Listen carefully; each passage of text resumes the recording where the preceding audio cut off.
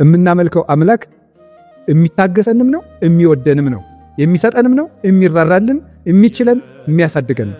መራራት የምታውቅ ማክበር የምታውቅ ማሞገስ የምታውቅ ማጽደቅ የምታውቅ ልጅ ማሳደግ የሚያውቅ እግዚአብሔር ማክበር የሚያውቅ መታገስ የሚያውቅ መስጠት የሚያውቅ መራራት ገንዘቡ የሆነ እንዲህ በምታደርግ ባንተ ያመነ ሰው የኃያላን አምላክ ወይ ነው ክቡር ነው።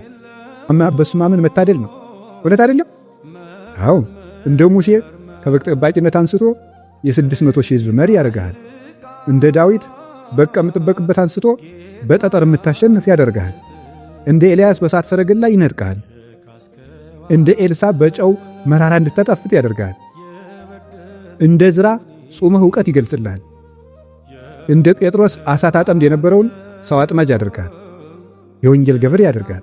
እንደ ጳውሎስ አሳዳጅ ከነበርክ ትናንት የምታሳድደው ነገ ለወንጌል የምትሞት ያደርጋል።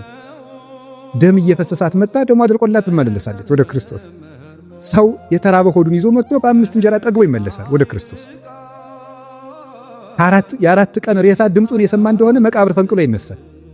እንዲህ በምታደርግ ክርስቶስ ሆይ የኃያላን አምላክ የሰራዊት ጌታ ክርስቶስ ሆይ እንዲህ በምታደርግ ባንተ የሚያመልኩ ክርስቲያኖች ለወዳን ክቡራን ናቸው። ለኛ ክርስትና ክብራችን፣ ሞገሳችን፣ ጌጣችን፣ እድላችንም ነው። እግዚአብሔር ክርስቲያን